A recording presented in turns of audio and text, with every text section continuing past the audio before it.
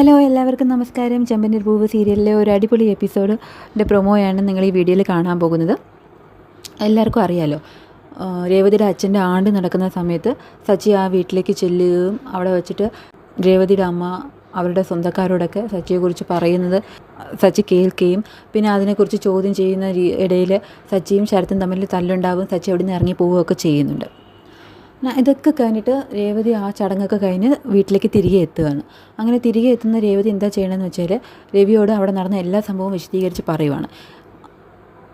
ഇതൊക്കെ കേട്ട് നിൽക്കുന്ന ചന്ദ്രമതി ശ്രുതിയും ആണെങ്കിൽ സച്ചിയെ വളരെയധികം കളിയാക്കി സംസാരിക്കുകയാണ്. സച്ചി ഒരിക്കലും നന്നാവില്ല, അവൻ്റെ സ്വഭാവം ഇതാണ് എന്നൊക്കെ പറയുന്നു.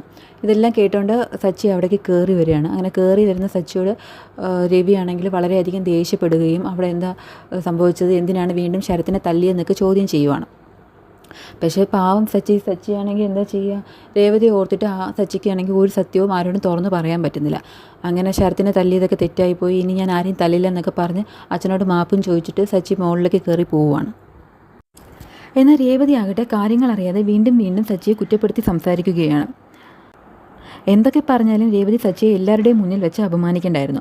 ഈ എപ്പിസോഡുകൾ കാണുമ്പോൾ രേവതി എന്താ ഇങ്ങനെയെന്ന് എല്ലാവർക്കും തോന്നിപ്പോകും.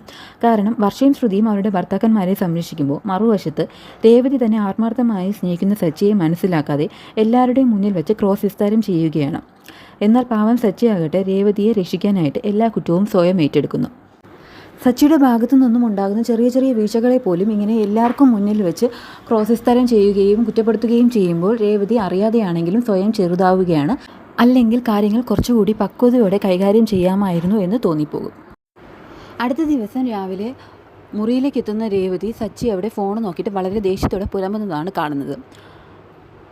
സച്ചിയുടെ ആ സ്വഭാവത്തിൽ സംശയം തോന്നുന്ന രേവതി സച്ചി മുറിയിൽ നിന്ന് മാറിയതിനു ശേഷം ആ മൊബൈൽ എടുത്ത് പരിശോധിക്കുകയാണ്.